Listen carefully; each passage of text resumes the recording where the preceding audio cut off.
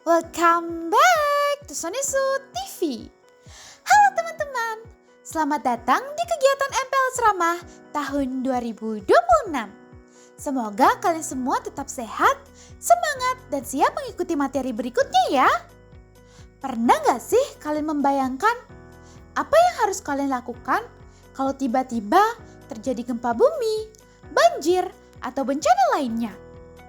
Nah, supaya kita tidak panik dan tahu apa yang harus dilakukan, hari ini kita akan belajar tentang siaga bencana.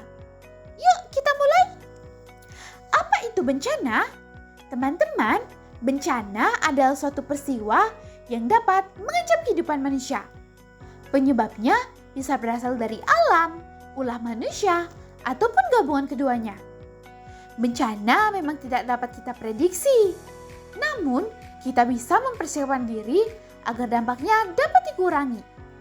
Semakin banyak pengetahuan yang kita miliki, semakin siap pula kita untuk menghadapi situasi darurat tersebut. Jenis-jenis bencana. Bencana memiliki berbagai jenis. Berdasarkan waktu terjadinya, ada bencana yang datang secara tiba-tiba seperti gempa bumi, tsunami, dan gunung meletus. Ada juga bencana yang terjadi secara perlahan, misalnya banjir, kekeringan, dan kebakaran hutan. Sedangkan berdasarkan penyebabnya, bencana dibedakan menjadi bencana alam, bencana akibat ulah manusia, dan bencana yang disebabkan oleh gabungan keduanya. Karena Indonesia merupakan negara yang rawan bencana, penting bagi kita untuk mengenali jenis-jenis bencana yang ada di sekitar kita. Tahukah kalian, penanganan bencana tidak hanya dilakukan saat bencana terjadi loh. Ada yang namanya siklus penanggulangan bencana, yaitu sebelum bencana, saat bencana, dan setelah bencana. Sebelum bencana, kita melakukan kesiapsiagaan dan mitigasi. Sedangkan saat bencana terjadi, kita melakukan evakuasi dan penyelamatan. Dan yang terakhir, setelah bencana, dilakukanlah pemulihan agar masyarakat dapat kembali beraktivitas seperti semula. Sebelum bencana. Nah, apa saja yang bisa kita lakukan sebelum bencana?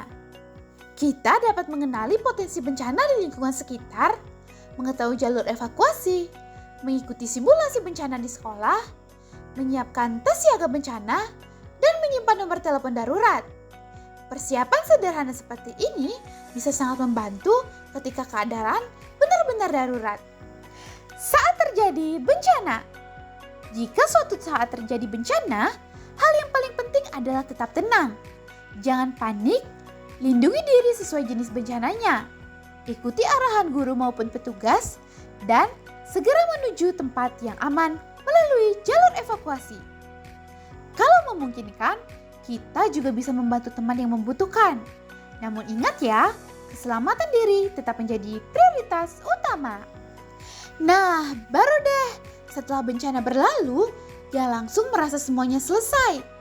Kita tetap harus mengikuti arahan petugas, menjaga kesehatan, membantu keluarga maupun teman yang membutuhkan, dan belajar dari pengalaman agar kedepannya kita bisa lebih siap menghadapi bencana. Yang paling penting, tetap semangat dan jangan mudah menyerah.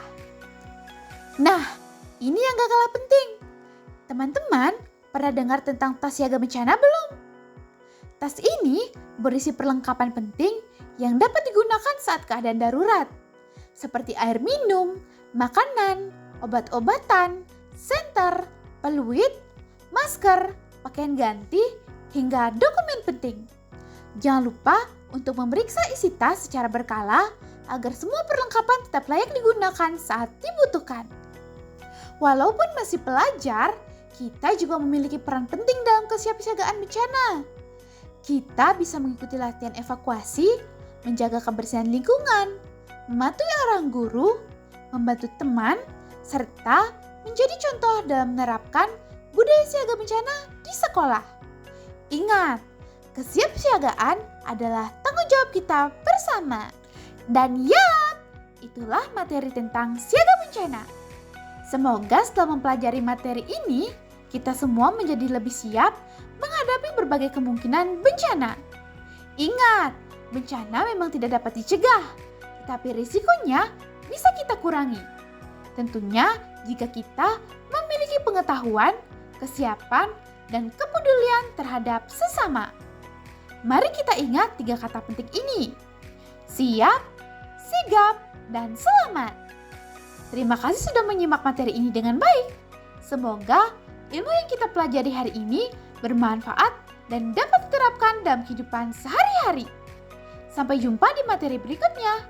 Dan selamat mengikuti rangkaian MPLS Ramah 2026. Tetap semangat, tetap waspada, dan salam kemanusiaan. Bye-bye!